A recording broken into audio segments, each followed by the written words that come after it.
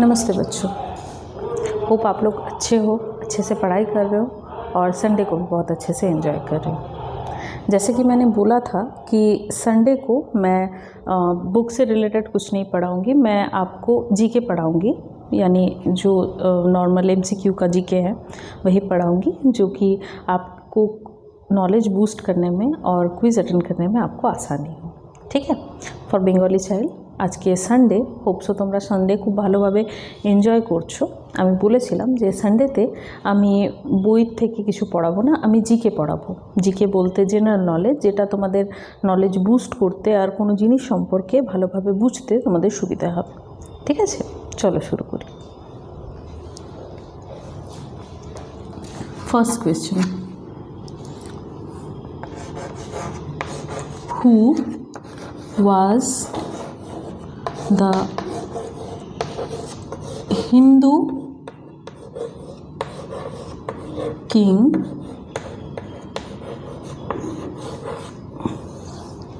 shown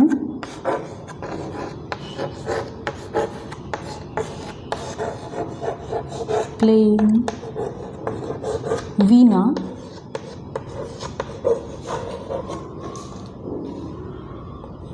on ancient coin? Who was the Hindu king shown playing Veena on ancient coin? মানে কোন Hindu king যার বীণা, মানে বীণা হচ্ছে একটা বাদ্যযন্ত্র, এই বীণা বাজানোর চিত্র তার প্রাচীন एंशिएंट यानी प्राचीन कॉइने আছে। कौन सा ऐसा हिंदू किंग था जिसकी वीणा बजाते हुए चित्र एंशिएंट यानी प्राचीन कॉइन में थी? तो आंसर है समुद्रगुप्त।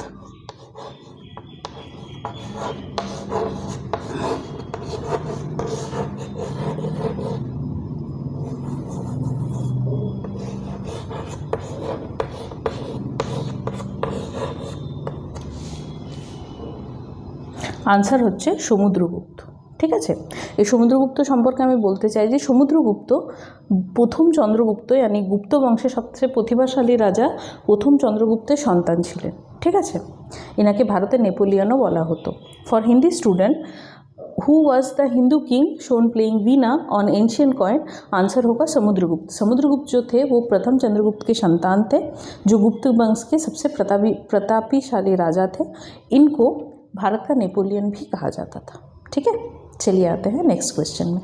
आप लोग पहले नोट डाउन कर लो इसको।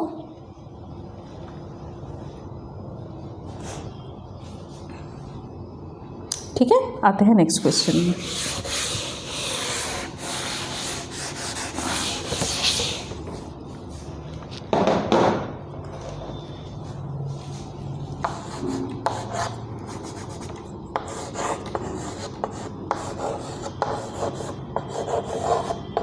Veda was written by?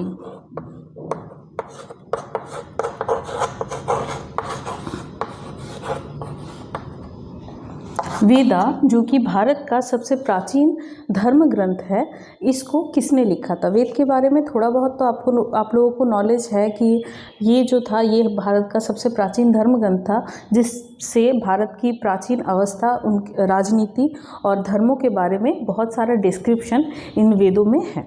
ठीक है, तो इनके रचयिता थे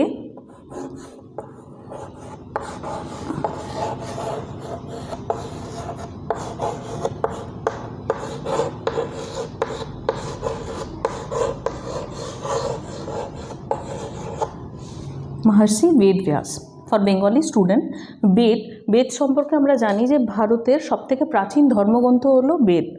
আমাদের নয়, ভারতের সবথেকে প্রাচীন ধর্মগ্রন্থ।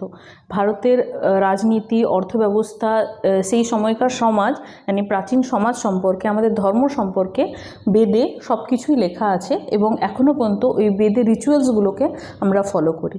তো এই বেদের রচয়িতা হচ্ছেন মহর্ষি বেদব্যাস, যিনার পুরো নাম মহর্ষি কৃষ্ণ দ্বৈপায়ন ব্যাস বা বেদব্যাস। তোমরা কোশ্চেনটা লিখে নাও, কোশ্চেন আনসারটা।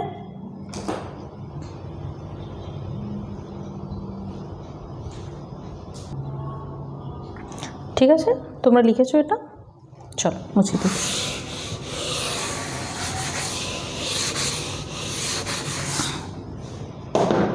আসছি আমাদের থার্ড কোয়েশ্চেনে।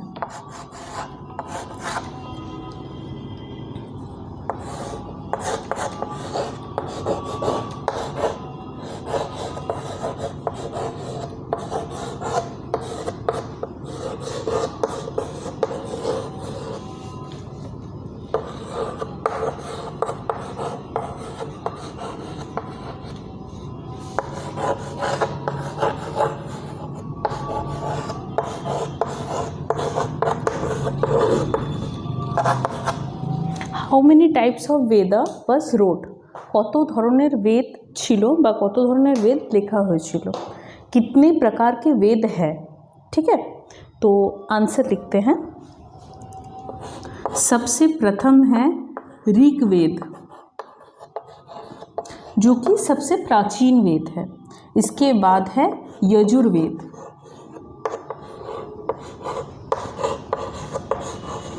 जो मंत्र तंत्र मंत्र बलि ये सब डिस्क्राइब करता है। उसके बाद है सामवेद, जो भारतीय संगीत से रिलेटेड है, यानी संगीत का डिस्क्रिप्शन या फिर संगीत का सारा राग कला सामवेद से ही प्रेरित है। उसके बाद है अथर्ववेद,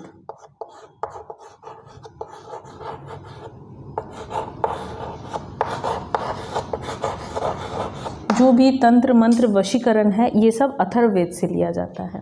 फॉर बेंगली स्टूडेंट ऋग्वेद सब থেকে প্রাচীন বেদ আর অথর্ববেদ হচ্ছে সব থেকে পরের বেদ, মানে সব থেকে লাস্টে এটা লেখা হয়েছিল। যজুর্বেদ যেটা মন্ত্র বলি সম্পর্কে বলে, সামবেদ যেটা ভারতীয় সঙ্গীত সম্পর্কে কথা বলে বা ভারতীয় সঙ্গীতের সমস্ত রাগ কলা এটা থেকেই নেওয়া হয়েছে। চলো তোমরা লিখে নাও।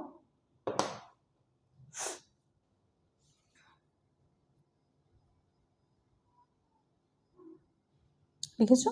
চলো মুছে দিই।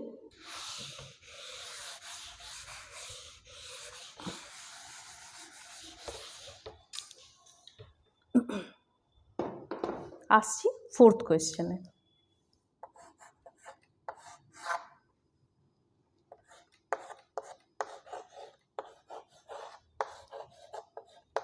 In which year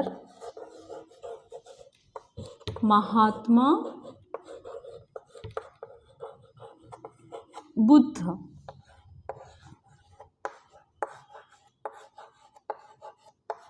was died and where?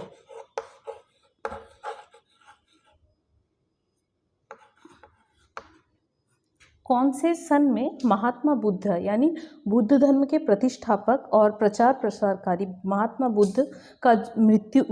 Buddha की मृत्यु हुई थी और ये कहाँ हुई थी? तो महात्मा बुद्ध के बारे में बाद में मैं आपको डिस्क्रिप्शन वीडियो में बहुत अच्छे से बताऊंगी। पहले ये जानते हैं कि महात्मा बुद्ध का जो मृत्यु है, जिसको हम लोग महापरिनिर्वाण कहते हैं। महात्मा बुद्ध यानी कि बुद्ध धर्मेर प्रतिष्ठापक तार प्रचार प्रसारकारी तिनी उनार मृत्युके महापरिनिर्वाण बला है। उनार जन्म हयेछिलो लुम्बिनी उद्याने एवं मृत्यु हयेछिलो 487 BC। BC यानी before the birth of Christ. बर्तमाने এই বিসিটাকে মানা হয় না, বর্তমানে এডি यानी anno domini in the year Lord Christ was birth ওটাকে মানা হয়। আর ওনার যখন জন্ম বা মৃত্যু হয়েছিল তখন বিসি মানে বিফোর দ্য বার্থ অফ ক্রিস্টকে মানা হতো। एट कुशीनगर,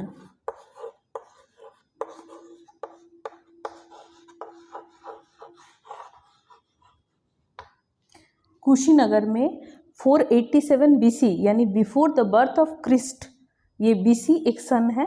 अभी BC को नहीं माना जाता है, अभी एडी को यानी at anno domini in the year the lord Christ was birth उसको माना जाता है। तो 487 BC को कुशीनगर में महात्मा बुद्ध की मृत्यु यानी महापरिनिर्वाण हुई थी।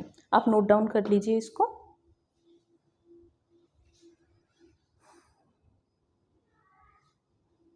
हो गया? चलिए मिटा देती हूँ।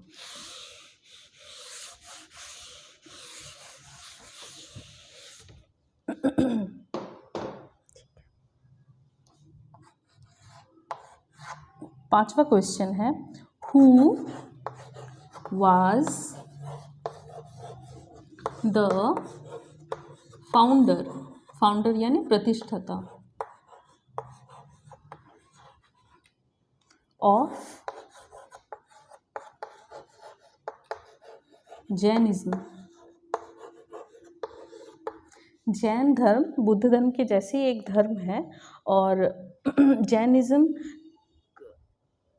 के प्रतिष्ठापक थे महावीर।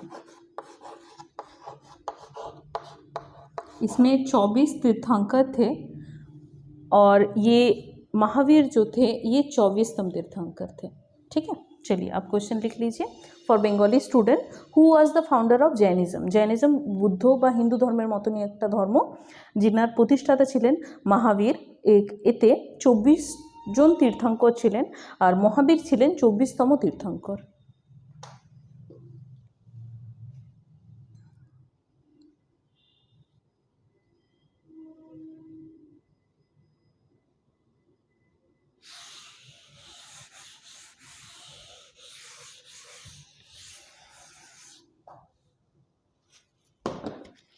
আমরা আসি আমাদের 6 number question.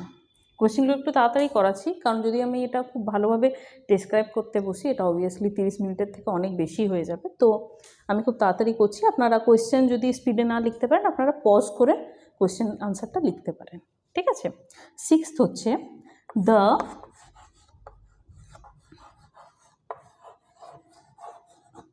massacre of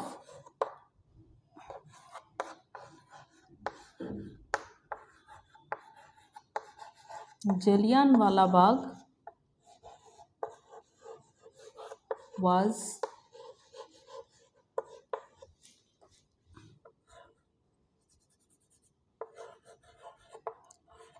preceded, यानी जलियांवाला बाग हत्याकांड जो हुआ था वो कौन से सन में हुआ था? ठीक है, सॉरी थोड़ा क्वेश्चन में गलत है।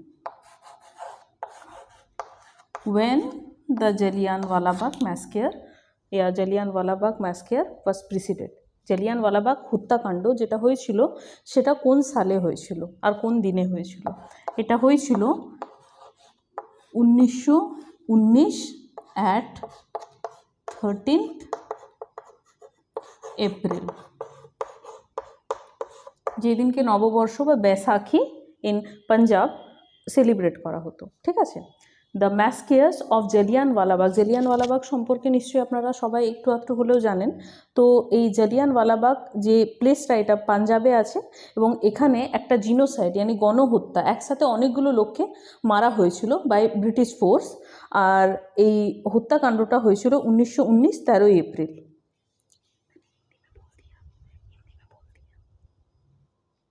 जलियांवाला बाग जो मैस्केयर्स हुआ था यानी जीनोसाइड, एक साथ बहुत सारे लोगों की हत्या हुई थी बाय ब्रिटिश आर्मी। तो ये हुआ था जलियांवाला बाग प्लेस में जो कि पंजाब में है और ये 1919 के 13 अप्रैल जिस दिन बैसाखी मनाया जाता है उसी दिन ये हत्याकांड हुआ था अगेंस्ट, ये भी मैं आपको बोल दूँ, अगेंस्ट द एक्ट ऑफ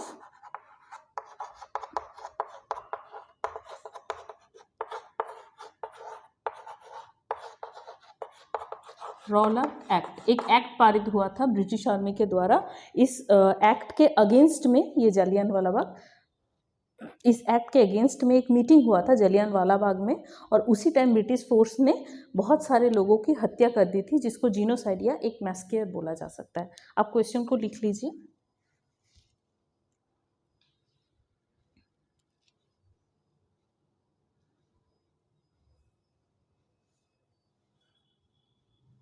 ठीक है, मुझे पहले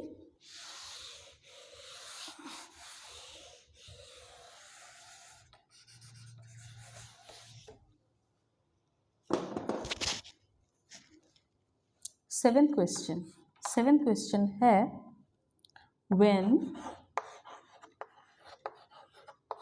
the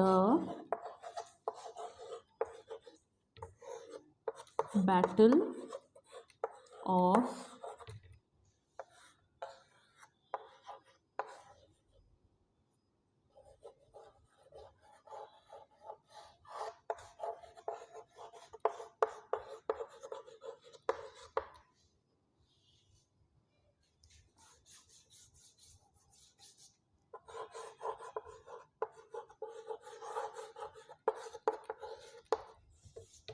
when the battle of Plassey was fought.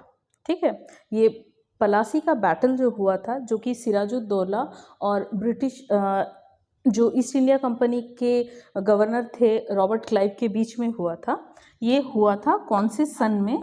1757। ठीक है, the battle of Plassey was fought in 1757 for Bengali student the battle of Plassey यानी পলাশীর যুদ্ধ, যেটা সিরাজউদ্দৌলা এবং East India Company governor Robert ক্লাইভের মধ্যে হয়েছিল, এটা হয়েছিল 1757-এ यानी 1757-তে। তোমরা কোশ্চেনটা লিখে নাও। এই ব্যাটল অফ পলাশী হয়েছিল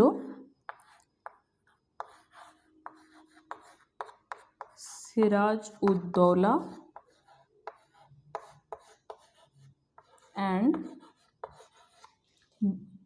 ईस्ट इंडिया कंपनी का गवर्नर था, ईस्ट इंडिया कंपनी गवर्नर छिलो रॉबर्ट क्लाइव।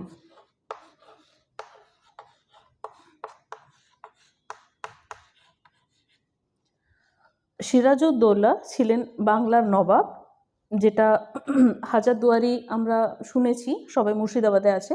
তো এই হাজারদুয়ারির যার মহল ছিল সিরাজউদ্দৌলা, তার মধ্যে এবং ইস্ট ইন্ডিয়া কোম্পানির গভর্নর রবার্ট ক্লাইভের মধ্যে হয়েছিল। ঠিক আছে, আর এটা হয়েছিল 1757-তে, আর at the place of Plassey মানে পলাশীর মাঠে। फॉर हिंदी स्टूडेंट, पलासी का युद्ध जो कि लड़ा गया था 1757 को पलासी के मैदान में, ये लड़ा गया था बंगाल के नवाब सिराजुद्दौला और ईस्ट इंडिया कंपनी के गवर्नर रॉबर्ट क्लाइव के बीच में। ठीक है, चलिए आप क्वेश्चन नोट कर लीजिए।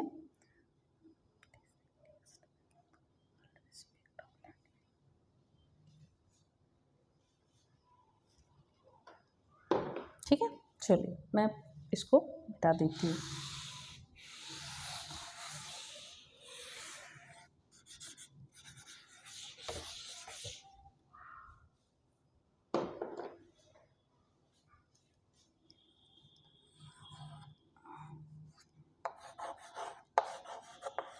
What is the India's rank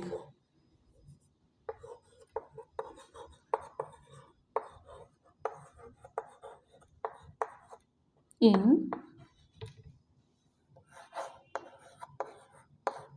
respect of area?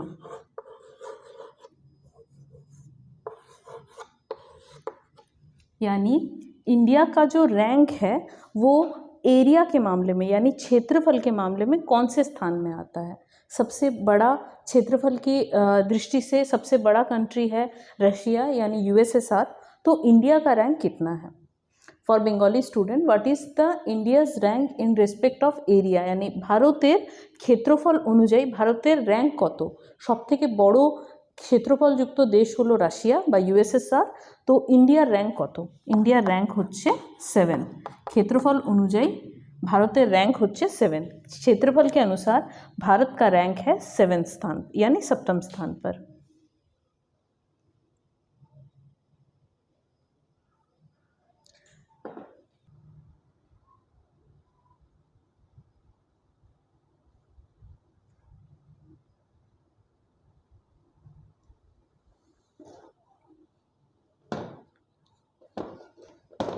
ठीक है, चलिए लिख लिए हैं, इसको मिटा देते हैं।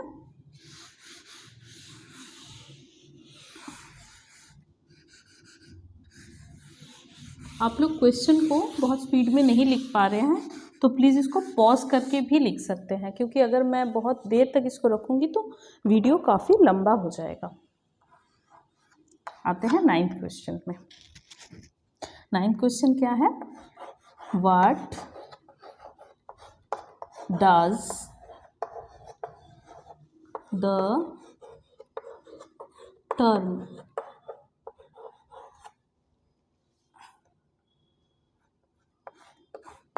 Himalaya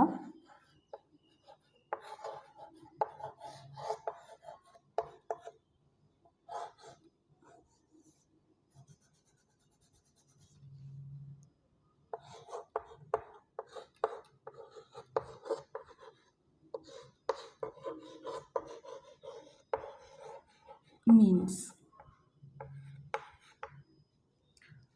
The term Himalaya literally means, मतलब हिमालय का एक्चुअल मीनिंग क्या है? For Bengali student, what does the term Himalaya literally means? Himalaya কথাটার অর্থ কি? The abode of snow, यानी हिमालय वर्ड का एक्चुअल मीनिंग है द अबॉर्ड ऑफ स्नो, यानी स्नो का घर, बर्फ का घर। For Bengali student, the abode of snow वाटर माने होच्छे हिमेर घर बा बरफेर घर। अबॉर्ड मीन्स गृह बा घर, ठीक है। अबॉर्ड वर्ड का मतलब होता है घर, ठीक है। चलिए आप लिख लीजिए क्वेश्चन को।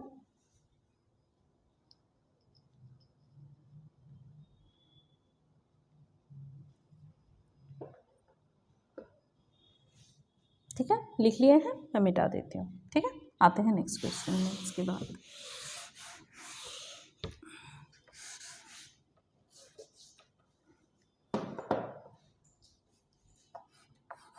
दसवां क्वेश्चन है, व्हेन इंडिया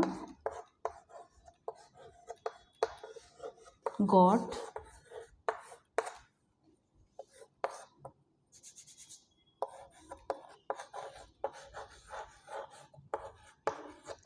इंडिपेंडेंट, कौन से साल में भारत आज़ाद हुआ था, या कौन से दिन, कौन सा दिन, ये तो आप सबको पता है क्योंकि ऑब्वियसली ये दिन से स्कूल में बहुत अच्छे से सेलिब्रेट होता है। तो फॉर बेंगली स्टूडेंट, কোন দিন ভারত স্বাধীন হয়েছিল এবং কোন সালে? তো হবে 1947 at 15th August।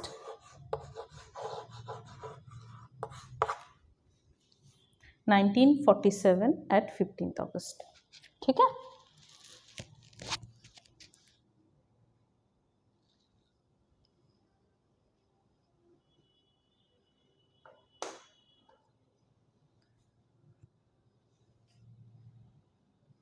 लिख लिया है आप लोग? चलिए इसको मिटा देते हैं।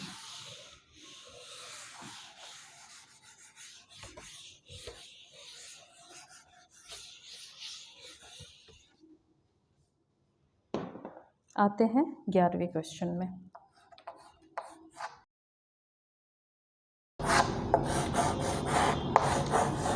When we celebrate our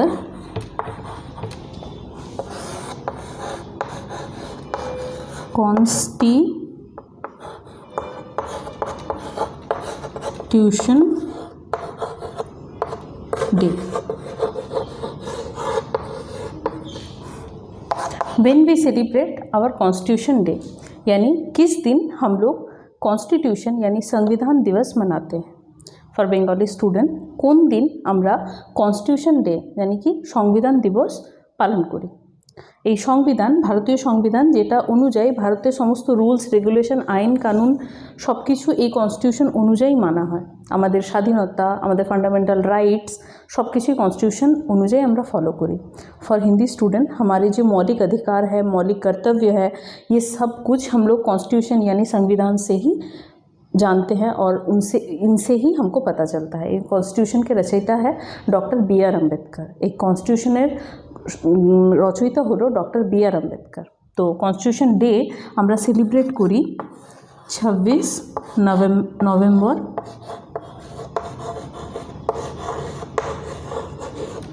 1949। इस दिन 26 नवंबर 1949 को हम लोग संविधान को अडॉप्ट करते हैं यानी स्वीकार करते हैं।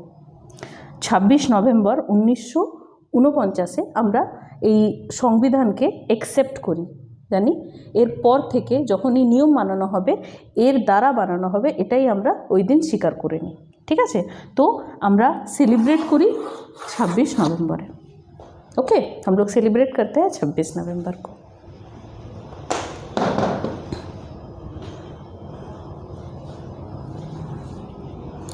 चलिए मिटा देते हैं।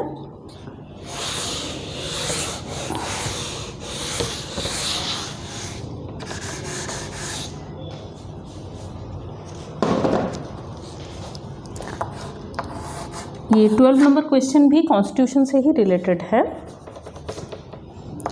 When did constitution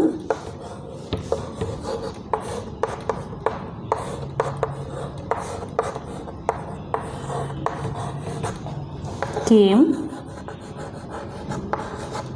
into force.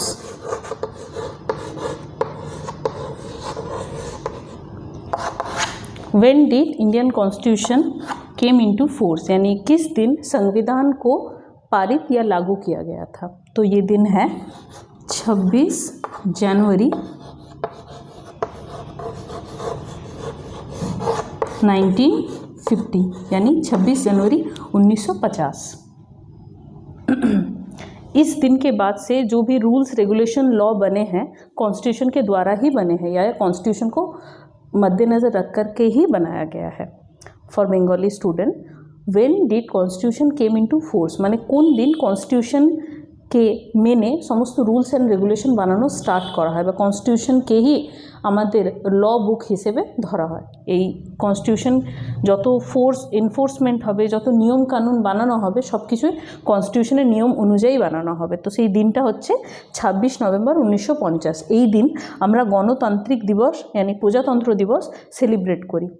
Actually এই দিন আমরা গণতন্ত্র দিবস এই জন্য পালন করি কারণ প্রথমে ইন্ডিয়া প্রিন্সলি স্টেট ছিল, यानी রাজা দেশটাকে শাসন করতো, রাজার পরে তার ছেলে यानी বিভিন্ন সাম্রাজ্য শাসন করতো, তারপরে এসেছিল ব্রিটিশ আর্মি, তারা শাসন করতো, তারপরে আমাদের নিজেদের সংবিধান হয় এবং সেই সংবিধান অনুযায়ী আমরা নিজের দেশটাকে চালনা করি।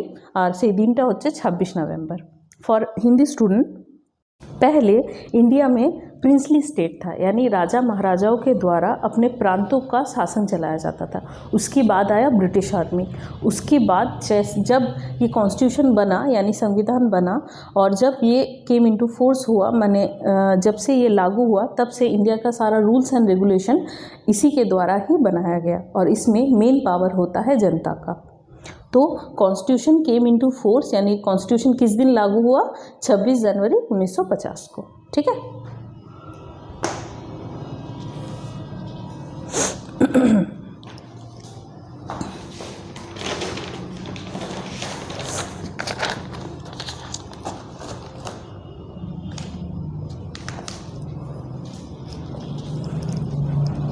चलिए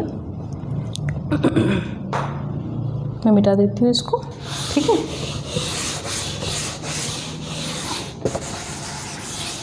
चलिए, बहुत तो हम लोग हिस्ट्री पढ़ लिए, थोड़ा बहुत ज्योग्राफी पढ़ लिए। अब पढ़ते हैं हम लोग गेम्स के बारे में, यानी स्पोर्ट्स के बारे में। तो 13 क्वेश्चन जो है ये स्पोर्ट्स से रिलेटेड है। विच player of Indian cricket known as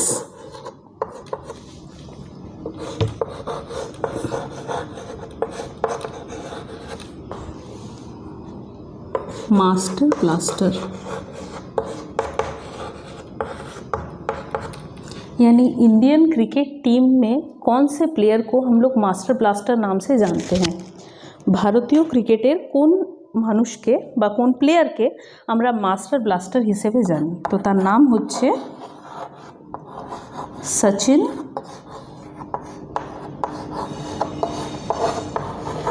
Tendulkar.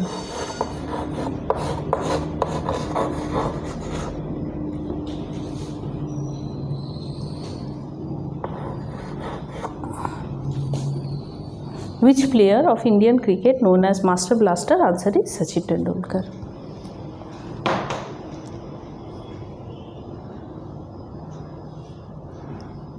ठीक है, मिटा देते हैं इसको।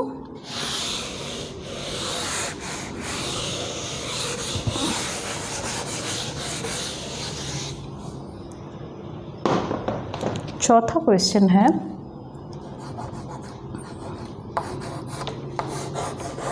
व्हाट इज द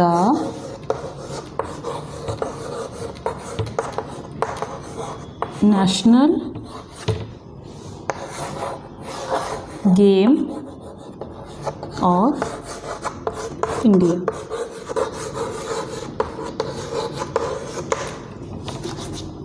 ভারতের জাতীয় খেলা কি বা জাতীয় স্পোর্ट्स की इंडिया का नेशनल गेम क्या है? ठीक है, तो आंसर है हॉकी।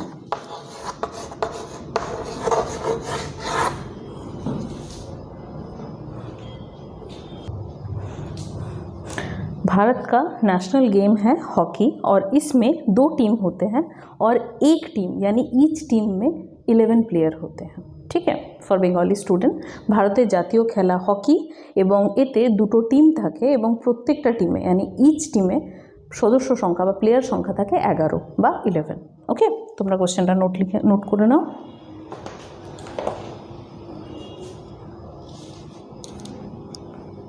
करे नियेछो? चलो आसि आमादेर आजकेर शेष क्वेश्चन।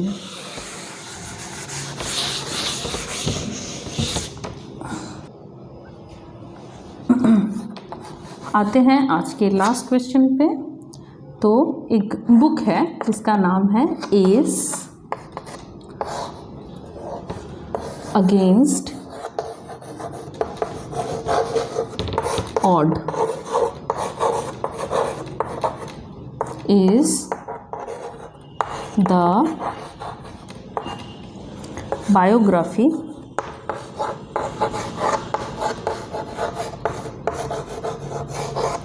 of which person? यानी एस अगेंस्ट ऑड ये एक बुक है, तो ये किसकी जीवनी को दर्शाता है या फिर ये जो बायोग्राफी है ये किसके लिए लिखा गया है? तो सानिया मिर्ज़ा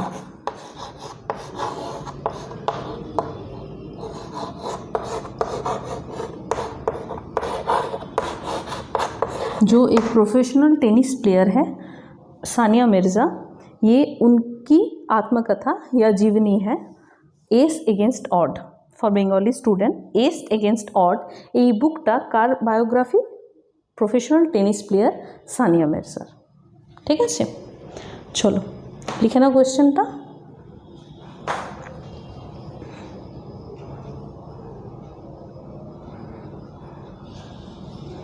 তো আজকে জিকে 15টা কমপ্লিট হয়ে গেছে। হোপসো তোমরা এটাকে ঠিকভাবে লিখেছো, ঠিকভাবে বুঝেছো এবং আরও যদি কিছু জিকে জানার ইচ্ছে থাকে আমাকে প্লিজ কমেন্ট বক্সে জানিও। আমি নেক্সট রবিবার আরও নতুন কিছু জিকে নিয়ে তোমাদের কাছে আসবো। ততক্ষণে এগুলোকে ভালো করে পড়ো, ভালো করে বোঝো, তারপরে আবার আমি নতুন কোয়েশ্চেন নিয়ে আসবো। ঠিক আছে, चलिए फॉर हिंदी स्टूडेंट आप होप सो इस जीके को अच्छे से लिखे हैं, अच्छे से इनको पढ़िएगा, इनको याद करिएगा।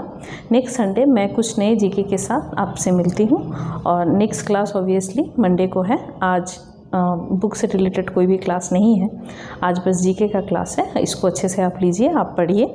ठीक है, तो आज का क्लास यहीं ख़त्म करते हैं। नमस्ते। और एक और बात, पेड़ लगाइए और हमारी सुंदर पृथ्वी को बचाइए। धन्यवाद।